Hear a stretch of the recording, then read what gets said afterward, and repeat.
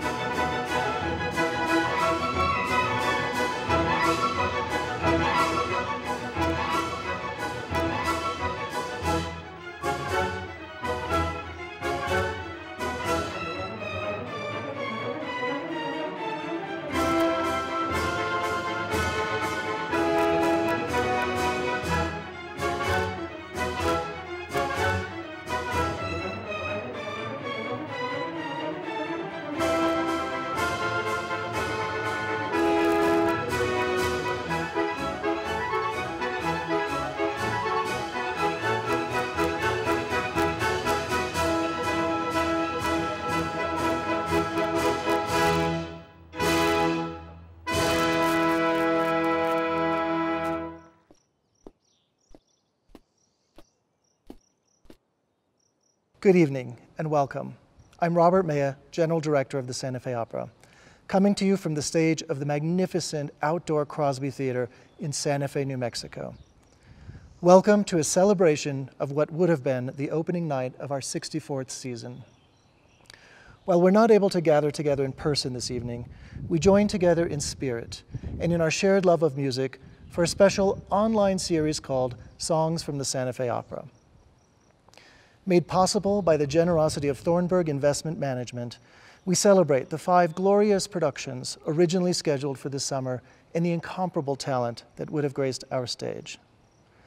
I would also like to thank all of our production sponsors, consortium and matching campaign donors, and of course, our extraordinary board of directors led by President Sue Marino.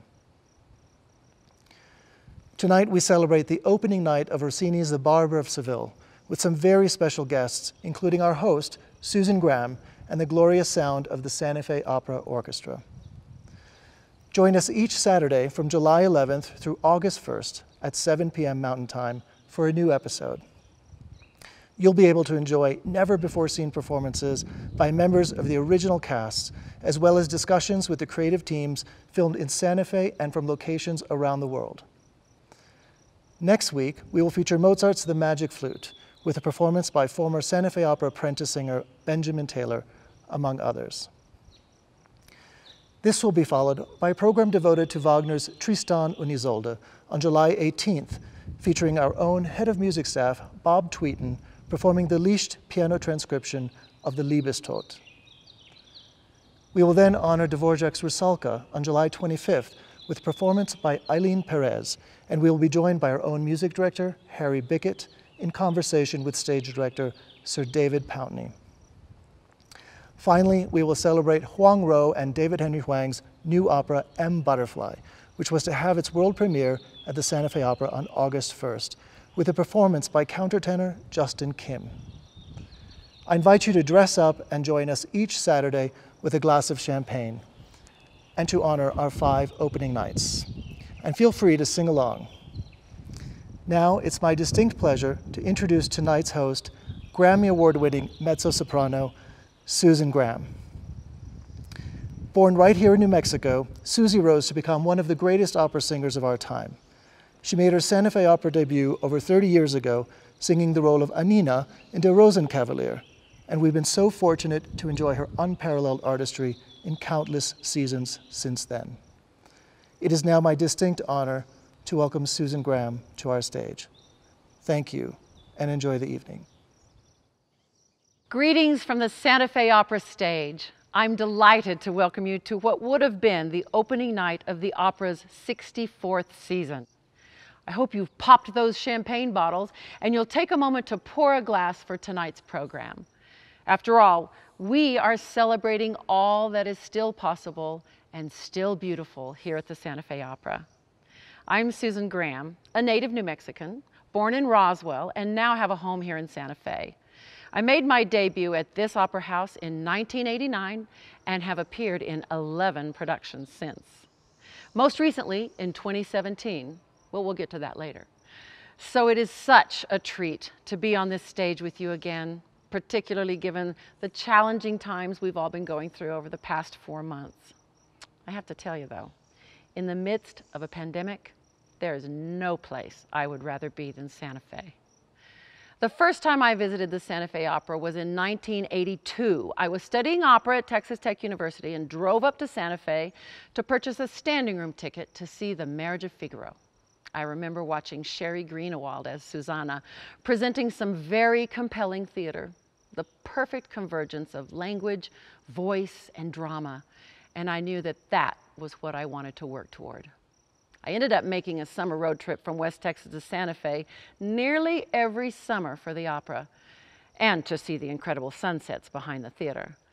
I wanted to sing on this stage more than anything, and so I ended up going to Manhattan School of Music for graduate school because I knew that Santa Fe Opera founder and then general director John Crosby was the president of the school.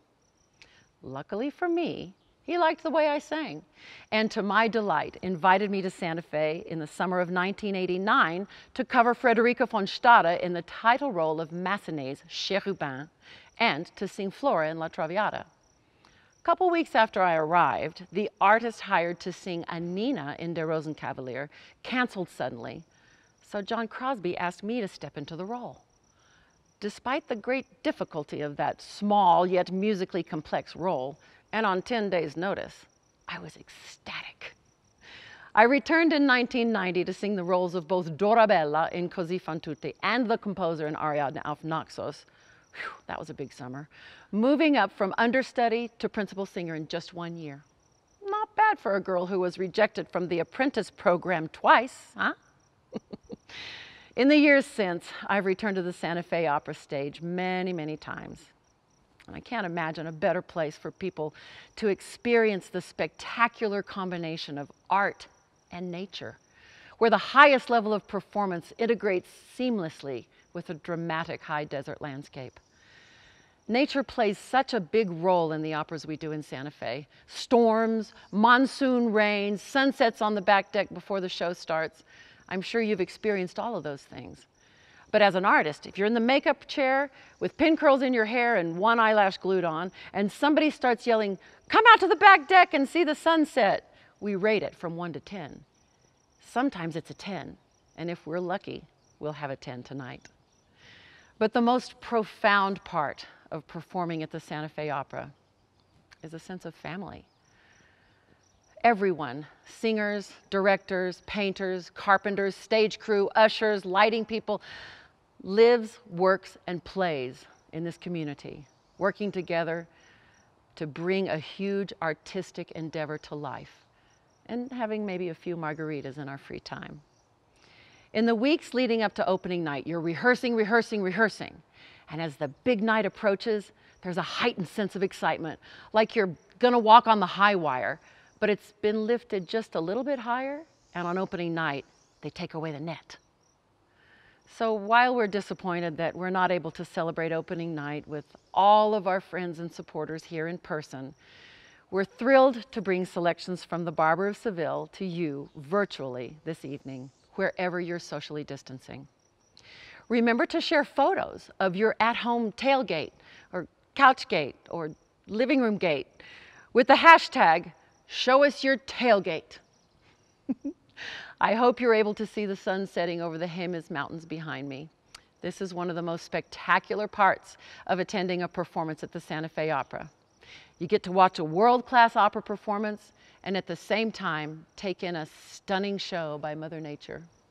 There's nowhere like it. Let's see, I'd give this one a 8, heading to 10. I feel confident. Now let's take a moment to learn more about Rossini's most popular opera from dramaturg Corey Ellison. When Rossini wrote The Barber of Seville, it was already, I think, his 17th opera. And this was, he was at the ripe old age of 24 at the time. He was kind of born in a trunk. His parents were both theater animals. And he started writing opera at a very, very young age. And by this time, he was already quite well known in Italy. But The Barber of Seville is the thing that really established him, you know, absolutely firmly, and he started to become more of an international figure. And it exemplifies so much of his style. First of all, that incredible ebullience and rhythmic energy and wit. And also little trademarks like the Rossini crescendo, the idea that, you know, a crescendo, of course, in music means getting louder and louder, but a Rossini crescendo is one in which it's not only the volume that's increasing, it's the tempo, the speed, it's you know, the number of voices or instruments that are playing. Everything, it gets higher and higher, melodically usually, and it just, it's Rossini building up a head of steam to such a great degree of excitement. The Barber of Seville comes from the famous trilogy of plays by Beaumarchais, from which also Mozart's Marriage of Figaro comes. But, so you get the same characters, but it's a very different kind of a story where the Marriage of Figaro talks really about class warfare. By the time we get to the Marriage of Figaro, Count Almaviva and Figaro have become kind of enemies. But here, the Count and Figaro are completely in cahoots.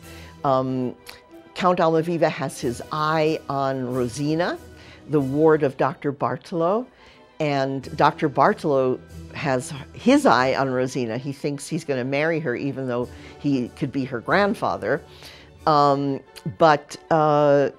So the whole idea is Almaviva, with the help of Figaro, trying to make inroads and get to Rosina, who it turns out is certainly in love with Almaviva, and Figaro is also helping her get together with Almaviva, although he arrives in various disguises, and she doesn't know until the very end that he is Count Almaviva. So he knows that he's loved for himself, not for his title and wealth and all of that.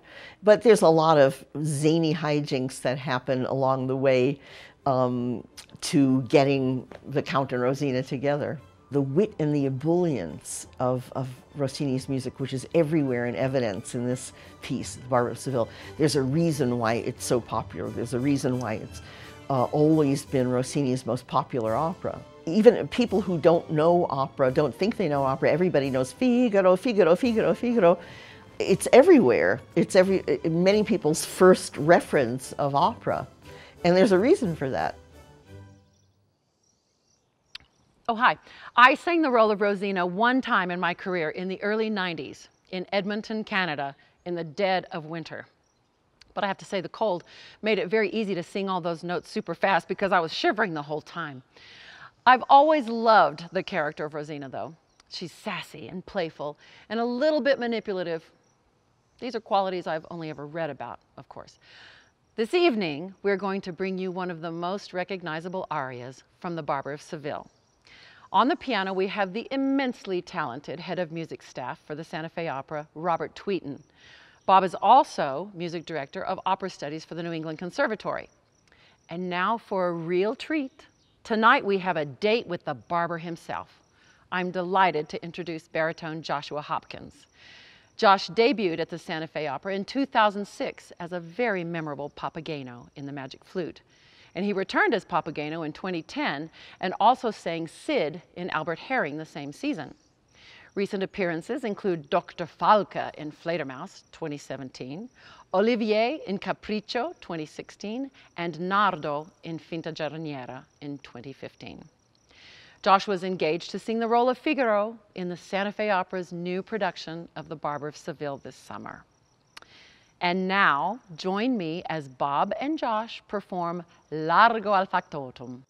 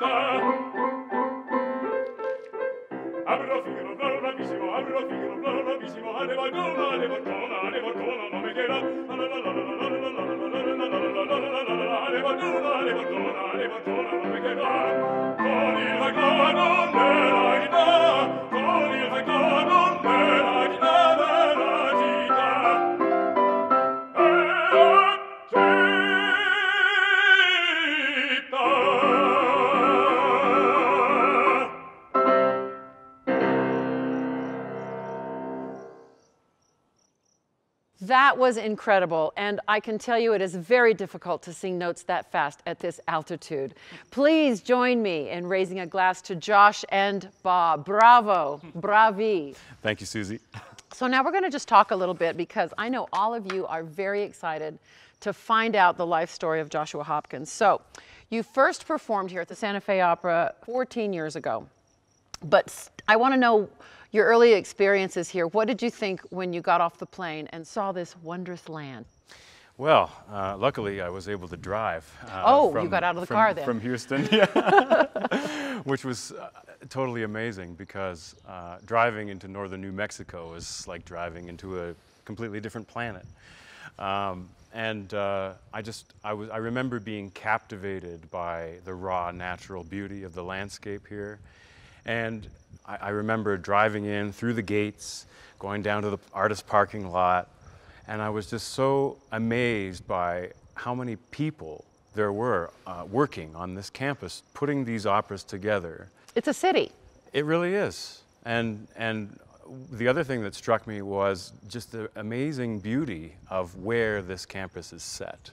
I mean, not only do we have a gorgeous open back to the mountains, but wherever we rehearse, which was usually outdoors for me, had a gorgeous view of the Sangre de Cristo Mountains, and you know, just the beauty of it all. It just was completely amazing. Don't you find that it's really inspiring to it sort of elevates everything that we do here? Oh yeah. Even though there's a lot to get used to when you first get here. There's altitude and there's dryness, and those are things that singers have to really adapt to and acclimate to for a little while once they get here. Yeah, I'd say it takes about a week to 2 weeks to feel really good. I mean, you know, in the body and feeling like, oh, my breath is mine again, and not, you know, not out of me. Exactly, and then, you know, you're going from the ranch down the hill up here to the stage to rehearse, and that seems like about a 4-mile trek, and in fact it's about 4 minutes, but at this altitude you really start to feel it. You know, it's taxing, it's hard work, but you make it look so easy. Oh, thank you, thank you. Now, I think we first sang together here in Tim Albury's production of Capriccio in 2016. We sure did. Oh, that was an amazing production, so beautiful. What do you remember from all of that? Well, I mean, working with you was always amazing, and I'm back at you. I love your energy and the energy that we get to share creating in this beautiful place. Yeah. We didn't have very much to do with each other in that opera, though. That's true. Because you were competing for the love of the Countess, who was played by Amanda Majeski. You were competing with Ben Bliss, correct? Yeah. And they were arguing the whole opera over which is more important in music, words or the actual music. And you were the word guy, right? I was the poet, indeed. You were the poet, indeed. However, we were ex-lovers, and so I loved playing the dynamic. You tried to make me jealous all night. Exactly. Oh, I remember that. So we've all been affected by the cancellation of so much work and so many engagements. And the cancellation of this season was a huge blow to many artists and seasonal staff, including you. And I just was wondering how you and your wife Zoe have been coping with the detrimental impact of this pandemic on our performing arts industry. Well, I mean, it's been devastating not only for the industry, but I also feel it's been devastating for me as an artist. My wife and I have been dealing well at our home in Houston, and now spending some time here in New Mexico. We're very fortunate to have that opportunity. I've found that getting motivated to get back into singing has been extremely difficult. For me too. And what I realized was that what I really crave and how I really flourish as an artist is working with other colleagues in the room and creating that magic and sharing that creative energy, but also sharing it with a live audience. And so I'm very grateful that Santa Fe Opera invited me to sing this aria here tonight, because it was something to look forward to, frankly. Getting back to your poetic talents on stage, in Capriccio, you played a poet. I hear that you have poetic talents off stage as well. Yeah, I have delved in writing poetry, and I haven't really shared any of it with the world yet, but I was feeling inspired, and I wanted to write a poem for all of the friends that I'm missing at Santa Fe Opera this summer. And the first few phrases came to me, and I said, I have to write this now because that's how inspiration works. And I spent about 3 hours on it, and I finished at about 3 a.m. Would you? Would you share it with us? Oh, I would be honored to do that. We would love that. Yeah. And before I do, I just want to say I'm thinking of all of my colleagues this summer, all of my friends at the Santa Fe Opera, and all of the people that we so dearly miss not having a season this summer. It would have been such an amazing experience to perform Barber of Seville with these wonderful people.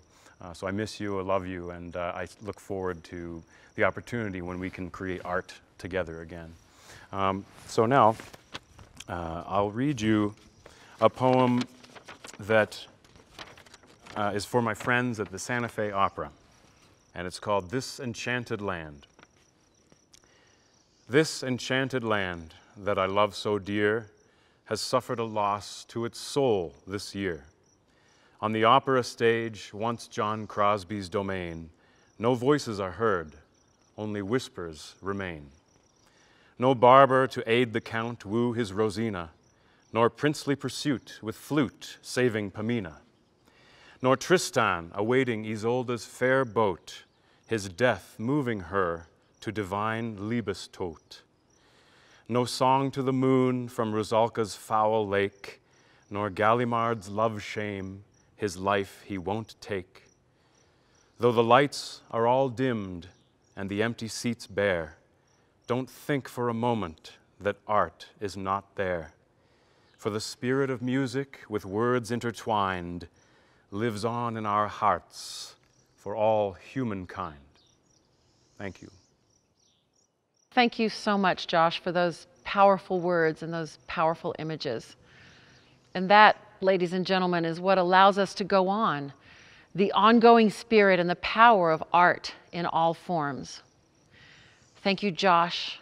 Thank you, Bob.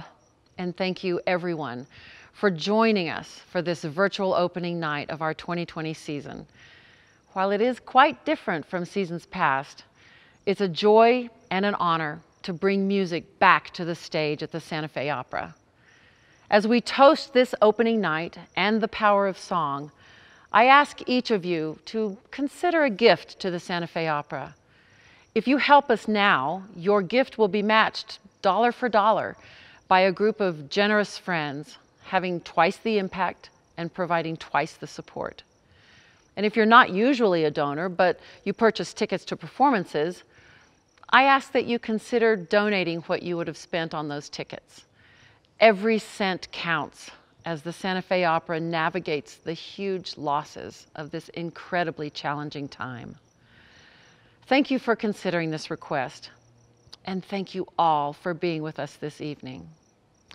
Please join us next Saturday, July 11th, for a celebration of Mozart's The Magic Flute, hosted by renowned baritone Anthony Michaels Moore and featuring a performance by baritone Benjamin Taylor as Papageno and never-before-seen archival footage. We'll be right here again at 7 p.m. Mountain Time. And join us tomorrow morning, the 4th of July, at 10 a.m. Mountain Time on the Opera's YouTube channel for a special tribute episode of Opera Makes Sense from the Young Voices of the Santa Fe Opera, with a guest appearance by New Mexico Governor Michelle Lujan Grisham. Thank you, and cheers to the Santa Fe Opera and you. Happy opening night!